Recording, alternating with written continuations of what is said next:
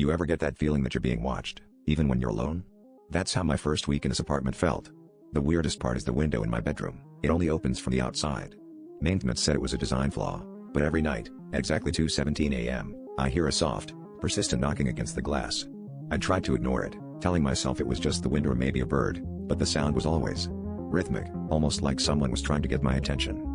Last night, the anxiety got to me, and I finally pulled back the curtain. The streetlights threw long shadows on the pavement, but right below my window, I saw something that made my blood run cold. My own face, pale and desperate, staring straight up at me. Its lips were moving, but the glass muffled the sound. I watched as I pressed a trembling hand to the window, mouthing words I couldn't hear. My heart pounded, and I stumbled back, convinced I was dreaming. I barely slept, jumping at every creak and groan. When morning came, I tried to laugh it off. Maybe I'd just been overtired, or maybe it was a trick of the light. But when I went to make my bed, I found a small, unfamiliar key under my pillow. It was ice cold, as if it had just been pulled from a freezer, and attached was a tag with a single word, "Tonight." My hands shook as I hid the key in my drawer, swearing to myself I wouldn't touch it. But as the sun set, the urge to look out the window grew unbearable. When the clock struck 2:17, the knocking returned, louder and more frantic. This time, the face outside was distorted, twisted in agony.